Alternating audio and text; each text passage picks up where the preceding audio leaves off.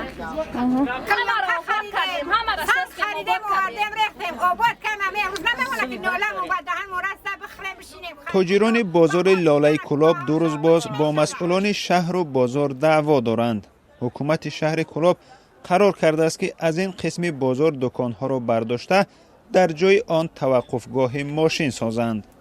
به خبر و ما خلق میگه بخیر نمیخیزی میگه موفق قانون گم میزنی میگه که تو قانون رو دوای نمیکنی مطمئن برای قانون قطع جزا میتین پیش خیزوندن یا باید 3 ماه پیش و گونومه میدودن یا ما را یکم و گونومه دادگی نیستن یا ما را بیچی به خبر به درک اومده ما 10,000 تومان بانک قرض دادیم ما زیرا خیزوندن ما یک جمعه رو میسون بانک هم صاحبکاران میگویند با راهبر بازار شرطنامه دارند و پول اجاره و بازار را سر وقت میسپارند.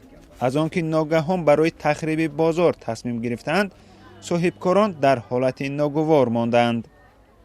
یک کودکین 6-7 صغیره نگاه میکنیم اویلمون وزمی نه مردکمون کار نمیکنن ولی داریم در خونمون. مسئولان بازار لاله در صحبت تلفنی با رادیوی آزادی گفتند که تصمیم را در پی سفارش حکومت کشور درباره تجلیل 30 سالگی جشن استقلالیت گرفتند.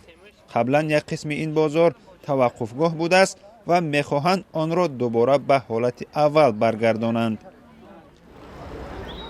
به صاحبکاران توصیه دادند که در دیگر بازار شهر نقطه سودا گیرند، ولی به مخالفت صاحب ملکان دیگر روبرو شدند.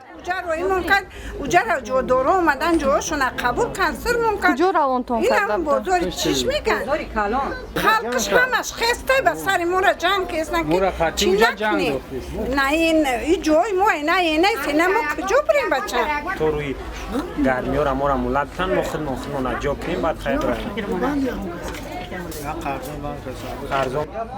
تاجران حیرانند مالهای خود را به کجا برند و قرضهای بانک را از کدام راه پرداخت کنند.